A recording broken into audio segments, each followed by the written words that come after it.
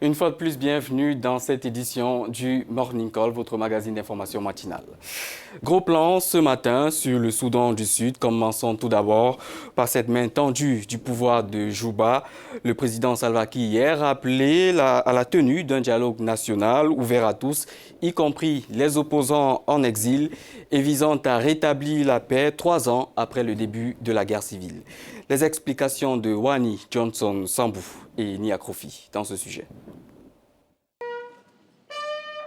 Les multiples avertissements de l'ONU sur les conséquences de la crise au Soudan du Sud semblent avoir été entendus par Juba. C'est en tout cas ce que laisse croire l'appel au dialogue lancé mercredi devant le Parlement sud-soudanais par le président Salva Kiir. Un dialogue ouvert à tous, même aux opposants en exil, et qui, pense-t-il, pourrait contribuer à rétablir la paix après 3 ans de guerre civile. J'appelle ceux qui portent encore des armes à cesser de détruire leur propre foyer et leur propre pays et à se joindre au processus de dialogue national. Je demande également à notre armée nationale et à tous les organes de sécurité de respecter leur mandat constitutionnel, de protéger tous les citoyens et leurs propriétés. Pour montrer sa bonne foi, le président Kiir a appelé les Sud-Soudanais à l'arrêt de toute propagande contre la communauté internationale, tout en implorant leur pardon. Je vous demande à vous, peuple du Soudan du Sud, de me pardonner les erreurs que j'ai pu commettre.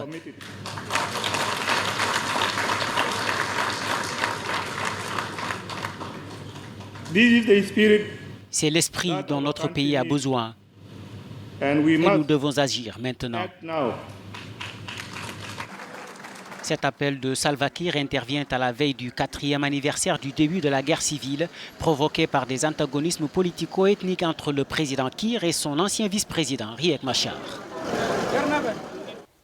Et dans le même temps, les rapports attestant que l'Afrique du Sud détiendrait le chef rebelle sud-soudanais Riek Machar continuent de faire polémique. Selon certaines sources diplomatiques et politiques dans le pays, il s'agit surtout de l'empêcher de causer des troubles et d'empêcher un génocide dans le pays d'Afrique de l'Est. Pour en parler, nous sommes rejoints par Nelson Kwete, porte-parole du département des relations internationales et de la coopération en Afrique du Sud. Alors, Africa News a appris par des rapports que le leader sud-soudanais Riek Machar est retenu en détention à Pretoria, la capitale. Est-ce que vous confirmez? Le gouvernement sud-africain a pris note du rapport dans les médias concernant le docteur Riek Machar en Afrique du Sud.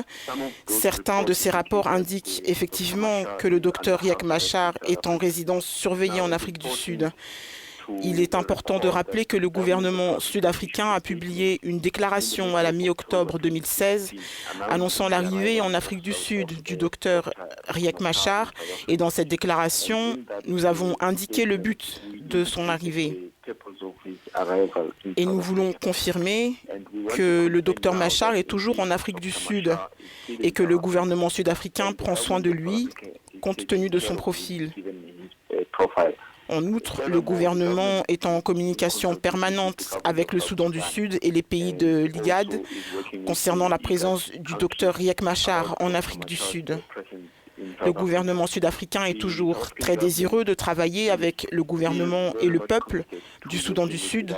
Cela inclut les récentes consultations qui ont eu lieu entre le président Jacob Zuma et le président Salva Kiir. L'Afrique du Sud s'implique aussi par sa participation au processus de l'IGAD. Il y a aussi des séances de dialogue politique entre les partis qui se déroulent au Soudan du Sud et qui sont animées par le vice-président Cyril Ramaphosa.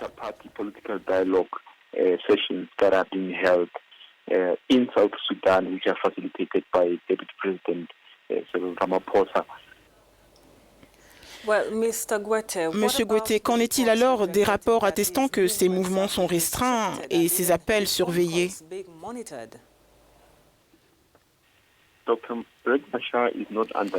Toutes les activités auxquelles il participe et qui impliquent le processus de paix au Soudan au Soudan du Sud seront communiquées aux parties impliquées dans le processus de paix.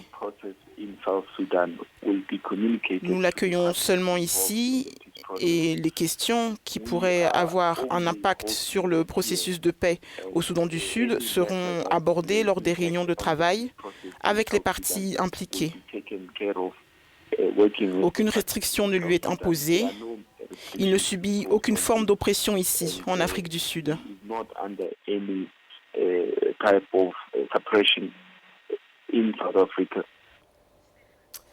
Voilà, c'était là Nelson Kwete. Je rappelle qu'il est le porte-parole du département des relations internationales et de la coopération en Afrique du Sud.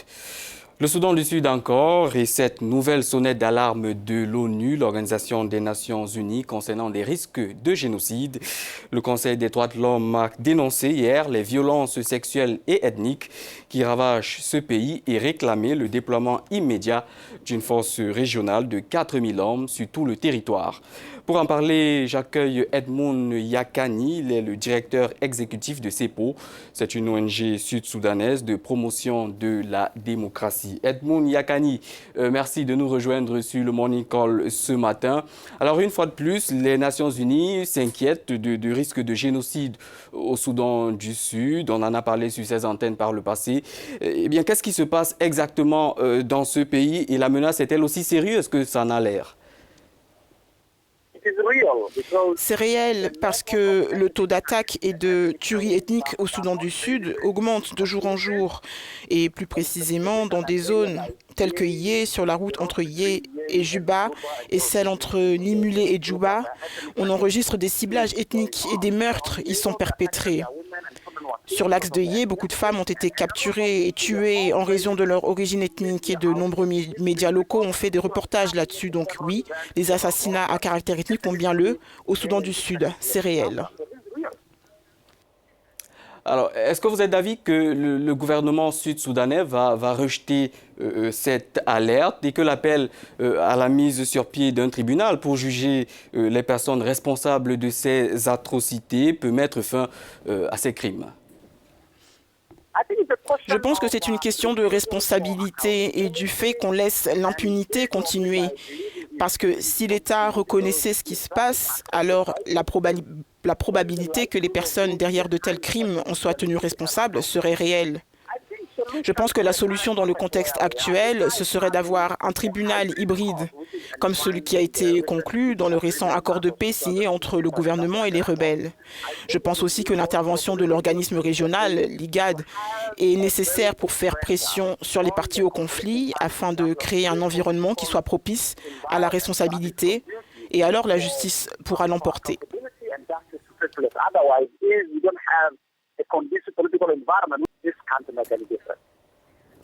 Voilà, c'était une intervention là d'Edmond Yakani. Je rappelle qu'il est le directeur exécutif de CEPO.